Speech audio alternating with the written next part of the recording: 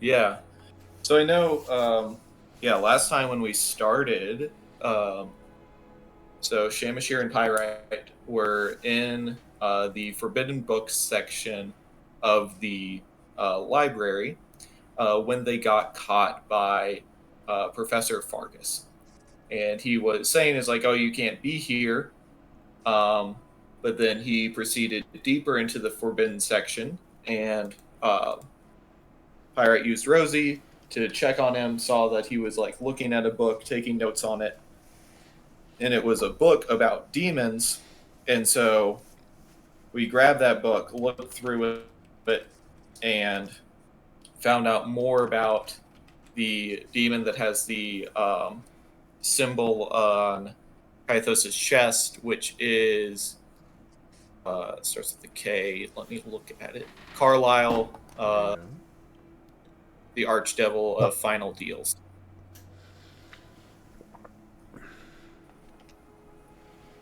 And then I left to go meet up with the other guys, and it was like the parade was about to start.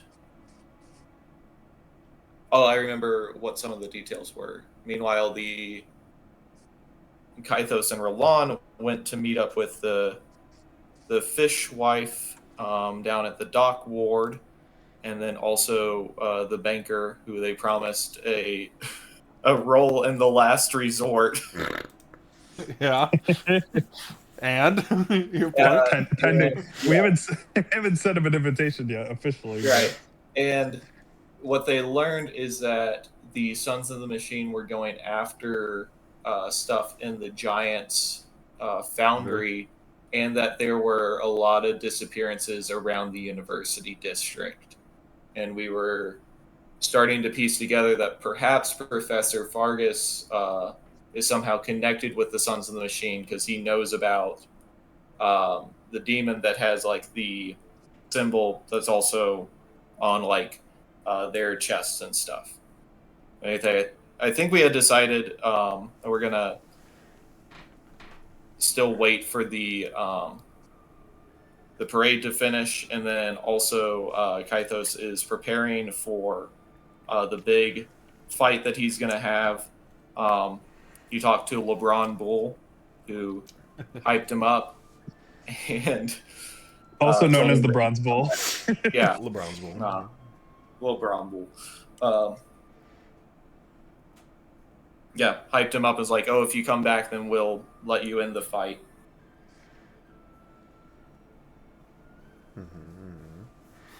I think that's it. Am I forgetting it? I did also notice that merch was a big thing when we were at the Carnival de Magnifique, that a lot of the wrestlers and fighters in the fighting tournament do have their own like lines of merch. So we'll see if Kythos can work it up the ranks and see if he can get his own merch line at the last resort. Fighter side quest, Street Fighter side quest. Yeah. I'm ready. All right. Roland, do you have anything to add? No, I think that was a pretty good summary. Beyond just waiting to see what Mr. What was his name? The banker. If his application goes through. Sparth. Yeah. You can see Barf and Sparf. Sparth also has an entry in the half blog. You made it official. All right, hold on. Where's he at? I'm a big fan of how nervous he looks in his picture. Bro, looks like a normal banker though. He looks like I wonder Potter's what father. he is. He's like I wonder what Sparth is. He looks qualified, all right? I'm just saying, like, if Halfcore isn't going to join us to document our adventures, we can get fucking Sparth to do it. Described by Kythos as a, quote, potential body shield. True, though. He'd be a great distraction. Like, genuinely. There's so many uses for that guy, you know? Roland, I love where your head's at. I agree. I'm just saying, like, why would we turn away volunteers? Yeah, anyways. We need all the help we can get. Yeah. Anyways. All right. So you guys have met up in front of the Cavaliers' 3 coppers. You've all gone your separate ways for the day. Now the evening is falling. You see along the main boulevard, the large boulevard that goes straight down the middle of the residential district, has been lit up with lanterns, floating lights, a couple of magical effects dot the air, and whir about kind of like sparklers as a couple of street mages start performing in anticipation for the parade. You see like a bunch of kids running around in the street, their parents chasing after them, trying to hurry them along the side, and just general commotion of people starting to get excited. So you can tell that the parade is about to begin. The carnival's back in town. No. The carnival's in the dock. I can't remember. This is just the parade.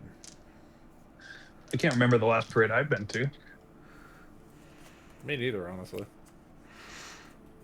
I can't. I was 8 years old. I won't bore you with the details, but I wasn't allowed in Cloud Cradle parades afterwards.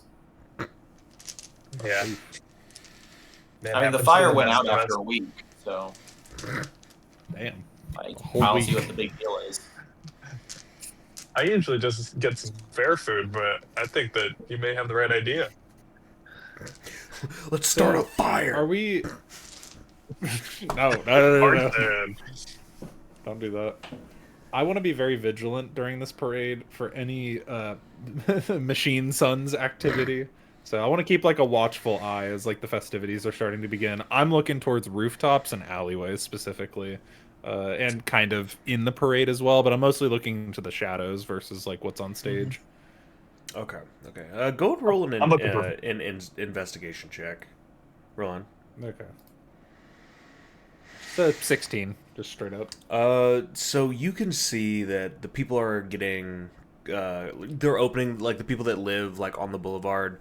A lot of businesses are like opening up their like their second floor windows. They're letting out a couple of flags symbolizing Vaderon, the symbol of the Great Stone Throne, and the colors of orange to symbolize the colors of Vaderon. Lots of streamers, lots of color flying about. On the rooftops, you see people sitting down, kind of sharing embraces from loved ones in anticipation for the parade starting about. And there's some animals like loose in the street, running about as well, chasing each other, and the commotion, like trying to pick up scraps of food that's being hawked all over the place. But no bits of metal. No sons or machines. Got it. You got any wax? Got any wax or any worms wiggling about? That's a good point. Yeah. There's some butterflies about, actually. All right. You see a little wizard, like casting his hands up and summoning like a swarm of butterflies to fly throughout the air. Oh, they got carnival showmans over here. Mm-hmm. I want to look to see if there's any like people of the Timberborns or of the letters that we would have met in the past few days. Actually, like I know the Timberborns colors are. Yeah, roll a perception check.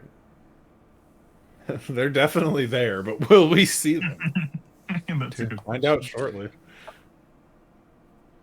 17. Okay. 17. Right. So you don't see the letters out and about. You can tell, like, after your interactions with them, they prefer to, like, remain kind of, like, back in the recesses, right? They're not going to be out front and center doing stuff. Like, when you were down in the dock wards, like, the Timberborns were all over the place. Like, there were people out, like, on the docks. There were people, like, trading about, like, wandering around, getting drunk in bars and all that other sort of stuff.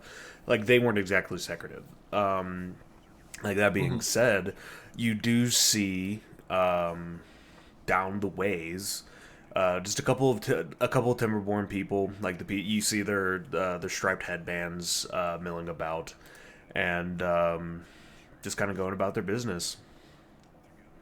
One of them you recognize as being part of like the little crew that Oglar was with in the bar. I want to wave really largely to them. You see, they kind of look your way, knowing that you won Oglar's respect. They all give you like a nod of recognition, but they continue like kind of like talking about themselves. Nice. So you fellas, that what happens in the last resort gets things done. Damn straight. I dap up Kythos. I dap up for long. Big thunderclap. Let's go.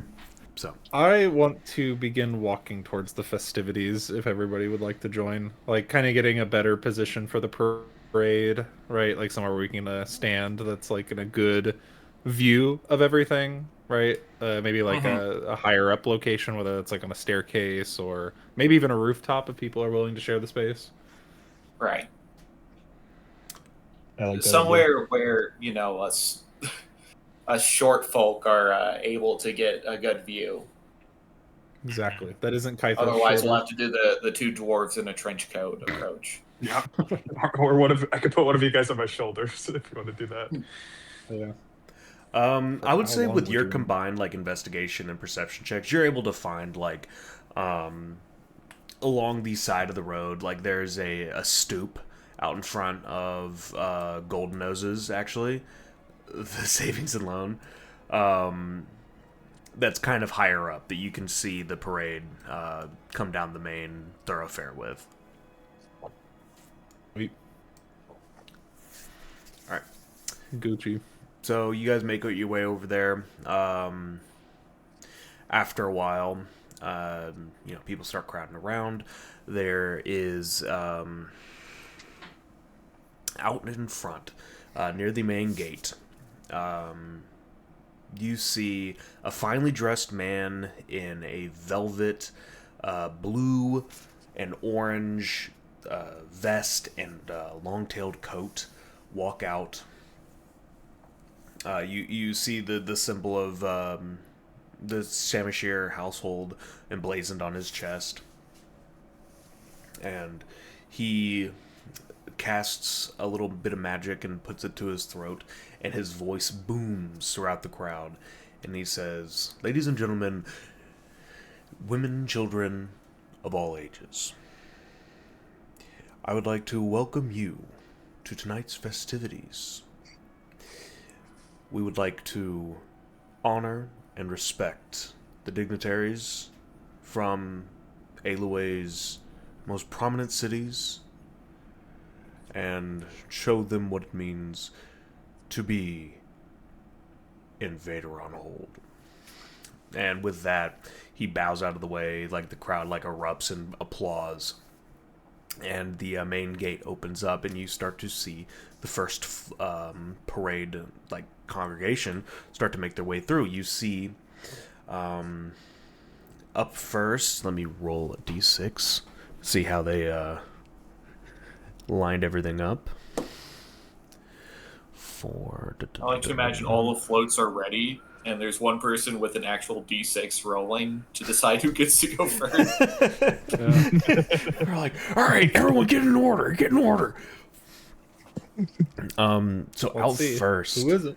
The mood immediately shifts. You see yellow spots kind of float in from the open door of the gate. It starts to fill the air in a sickly sweet smell. As you see a bunch of tall-looking individuals with detailed faces, flowing linen robes, and a mix of purple and green on their insignias and the flags that they hold. But the flags aren't emblazoned with like a symbol of any sort of thing, but more just like painted on a just this a little shape of a open mushroom and smaller little mushrooms like going out from it. If you guys want to go ahead and roll me a history check. Yes, I would like to do that. D20, baby. I am their biggest fan. You got a natural 20. 12. Yeah, nat 20. I got a 12. Okay. I got a 9. Got a 9. I can guess they're from the Great Shroom Expanse. Yes. Okay. If you didn't know already, Just any Roland definitely fills you in. He knows exactly who these people are, because he's done a couple of raids going through the Great Shroom Expanse. It's not really a defined like settlement of any sort of thing. It's kind of like a community, a hodgepodge. It's a bunch of druids living in tandem with these beings, as you see coming in right behind them, called myconids. And these giant, spindly looking, like waving in the wind, no care in the world, kind of like, not even barely like recognizing the people around them are these mushroom people that like they don't speak, but you hear alongside with these spores kind of floating through the air, like a hypnotic, like harmonious hum coming out from them as they vibrate and speak in their mushroom language. The druids themselves, like the sages, as Roland probably relays to you, the sages are the ones that communicate. They have telepathic connection with these mushrooms, and they're often sought for wisdom in trying times and for, oracle speaking and, fortune telling, that sort of things, but also healing and guidance throughout wilderness. So the sages, yeah, he's a Shrigma male. Why? This is what he looks like. Yeah, that's exactly what they look like. Front of the line. Very wise. That's who I'd go to Extremely. in my times of trouble. And I'm gonna need everyone to make a con check as they walk by you. We're not saving shit yet, right? Just a Constitution. Oh, check. probably a Constitution save. Oh, well, all right. Will A this be 14. poison damage? No. 17. All right. So 12. 12. Y'all all save. So as these sages kind of walk by, you can see that they're casting like spore magic over the crowd. That is what's kind of like enveloping the air with these spores, with these mushrooms. You see some people around you, like their eyes are like fully dilated, and they're just enraptured by this procession going by. And one of them like kind of leans over to y'all and he's like, "Have you seen anything as majestic as them?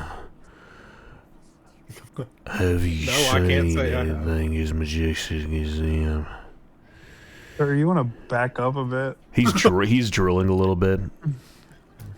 I want you to produce me some Michael. I want you to produce me some mushrooms. I want you to produce me some fungus. I want you to produce me some portobellos. I want you to produce me some shiitakes. Are we okay with these people basically roofing the crowd? That like, What are we gonna do to stop them? I don't know. I mean, this seems like it's part of the like planned festivities, right? Yeah, no, Yeah. This is definitely like something that it's not. You can tell they're not harming anybody really. They're just like, this is kind of like their thing, right? And you can already see like some of the people that they passed by earlier, like that got affected a little bit more. Like a little bit of the less stout and hardy of the crowd. They're already like shaking themselves off and they're talking and like excitedly to each other. I want to, while this guy's being like mentally ruckused or whatever the word is, I want to try to pickpocket him, or at least just like feel around and see what he's got on him. Haven't done that in a hot minute. Good. Roll a sleight of hand.